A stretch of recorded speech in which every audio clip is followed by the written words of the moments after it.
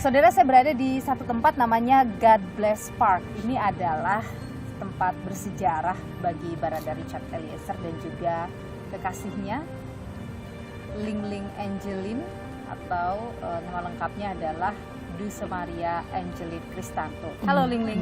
Halo. Sehat selalu. Sehat. Jadi ini tempat biasa kumpul ataupun menikmati hari bersama Richard Eliezer, Icat. Iya, waktu sebelum jadi polisi kita sering di sini karena dia latihan juga kan di sini. Oh, jadi di sini ada tempat untuk Iya, latihan. sama teman-temannya dia latihan. Panjat. Pencet. Tadinya. Setelah jadi polisi masih sering ke sini. Ya kalau dia cuti datang. Tempat di sini ya. Jadi bersejarah sekali. Kapan terakhir kali komunikasi sama Icat? Telepon dengan Icat? Selesai sidang lewat HP pengacara. Sidang yang terakhir ini, Iya, apa yang dibicarakan? tanya kabar. Ya sebatas itu sih. Kita udah nggak bahas-bahas kasus soalnya. Biar dia tenang kan. Ling Ling ini juga yang awal-awal mengetahui ya soal kasus ini, yang awal-awal diajak berbincang juga oleh Icat perkara kasus ini, benar ya? Iya, dia bicara. Dia bicara. Bagaimana waktu itu Icat menyampaikan? Pertama cuma lewat HP, lewat chatting. Dia cuma bilang saya ada masalah gitu. Saya nembak orang, tapi dia belum bilang siapa. Itu awal-awal sekali. Awal sekali. Lancar sesuai skenario yang dia bilang di chat. Skenario awal yang Iya, yang ada baku tembak, bela ibu, cuman bela itu. ibu gitu. Terus dia bilang bantu doa, cuman itu. Waktu itu Ling Ling langsung percaya atau sempat meragukan apa yang terjadi dari cerita yang dibuat oleh Meragukan. Apa reaksi Icat ketika Ling Ling menyampaikan keraguan? Reaksi dia marah. Pokoknya nggak bisa kalau saya bertanya gitu. Jadi cukup apa yang dijelasin gitu. Di situ diam, tapi karena mikirnya ya dia juga masuk ya, maksudnya nembak orang ya. Mikir aduh mental anak ini gimana kan, dia diam, percaya aja, memilih untuk percaya. Ling Ling juga adalah salah satu yang diajak atau disampaikan awal-awal ya bahwa ingin berkata jujur. Itu berproses ya Mbak. Dia tersangka, setelah itu kan terus dia bikin pengakuan 2 hari setelah jadi tersangka. Tapi kan dia bikin pengakuan waktu itu bukan dia yang menembak. Nah, setelah dia bikin pengakuan, didatangkan orang tua. Tapi pengakuan itu nggak dibuat BAP, cuman pengakuan lisan ya, iya cuman mengaku. Dibuat BAP. Jadi didatangkan orang tua, menangis, sudah saling menangis mereka. Tapi saya malam itu udah nggak respon chat, nggak respon telepon, dia nelpon. Tapi saya ketiduran, waktu itu lagi nggak enak badan, HP silent juga. Pas saya bangun pagi, saya lihat dia kirim pesan bahwa minta maaf pertama kan udah nggak jujur. Terus dia bilang kasihan mama papa kalau dia dipecat gitu kan. Terus kasihan kita batal nikah. Sudah ada rencana mau menikah memang? Ya, udah ada rencana. Itu baru rencana. Terus setelah itu dia bilang, maaf sudah nggak jujur. Saya sudah mengaku kalau bukan saya yang nembak. Chat terakhir dia itu udah setengah jam yang lalu kan. Saya udah nggak berani bales. Sudah saya pikir, pasti dia nelpon ini kan. Pas dia nelpon, tapi waktu itu saya nggak percaya kan ini pengakuannya bukan dia yang nembak. Tapi nggak enak juga mau tanya, canggung kaku lah kita pas nelpon itu. Terus dia bilang, tanya kabar, lu basa-basi.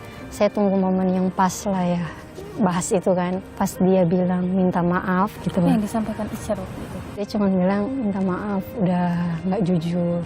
Kayak Nangis gitu. Icat saat itu? Dia cuma nada rendah, apa ya, kayak lemah gitu sih bilangnya. Minta maaf, udah berbisik juga. Saya bilang itu seburuk-buruknya kita kan. Kita tetap dianggap anak oleh orang tua.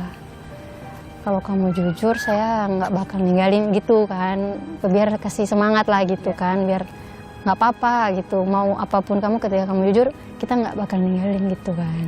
Dia diam cuman waktu itu. Terus saya bilang, kasihan orang tua udah nangis kan semalam itu. Terus dia bilang, iya saya akan jujur. Pas diam-diam, saya langsung udah pas saya rasa ya momennya saya tanya, siapa yang nembak?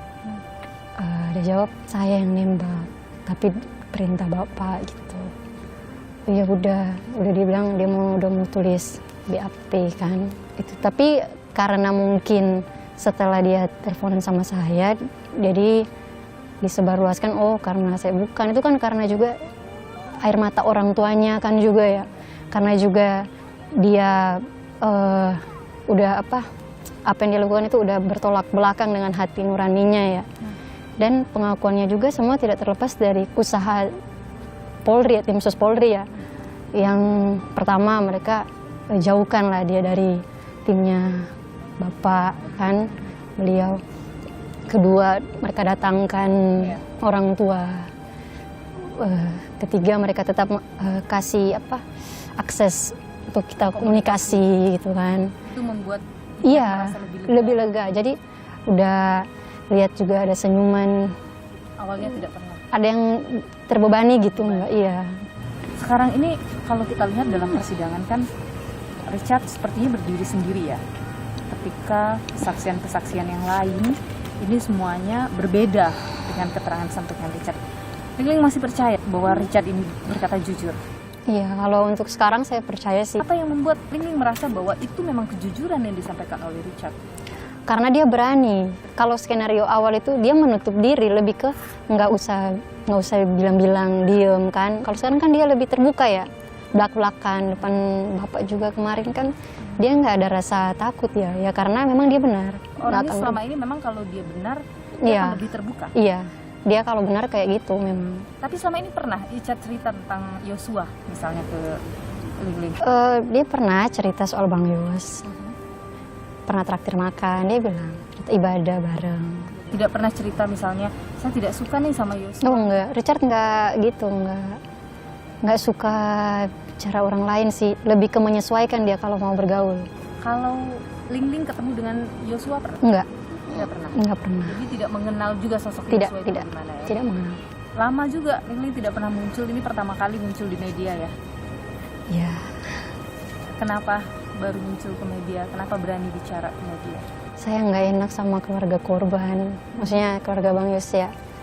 Lagi berempati ya ke mereka, nggak apa-apa. Kita support, cari keadilan juga buat Bang Yos lewat Richard gitu. Nggak apa-apa nggak tampil di media gitu kan. Semangatin Icat biar dia bisa jujur, biar dapat keadilan lah.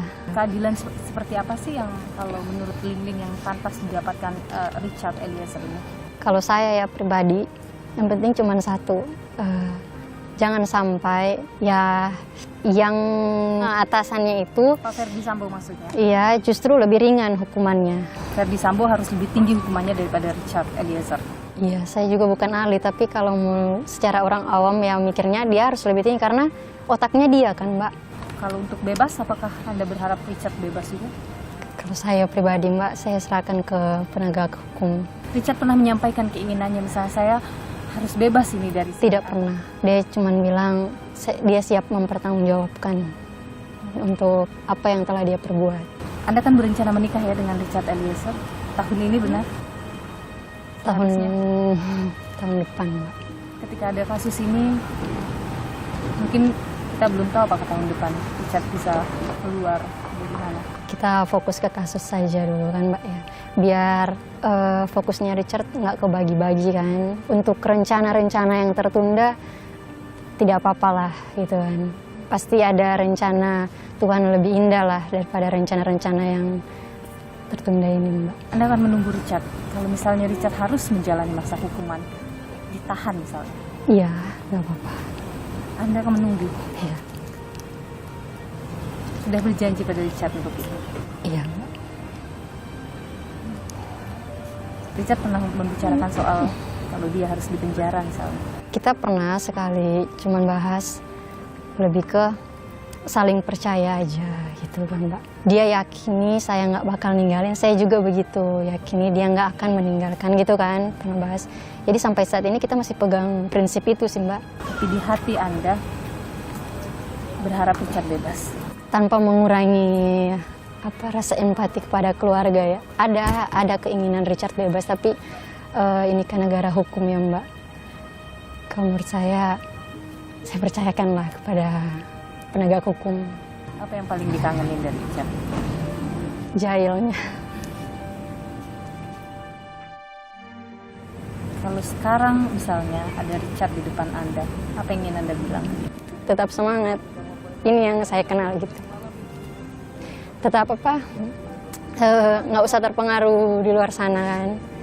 Kalau kamu yakin kamu benar ya maju gitu. Udah gitu sih. Sepertinya Anda menahan tangis ya.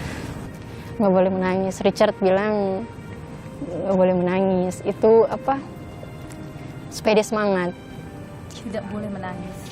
Biar dia semangat gitu. Desa Maria Angelin Kristanto, tunangan Richard Eliezer, terima kasih sudah berbagi informasi program Niluh. Sehat selalu. Terima kasih Mbak Niluh.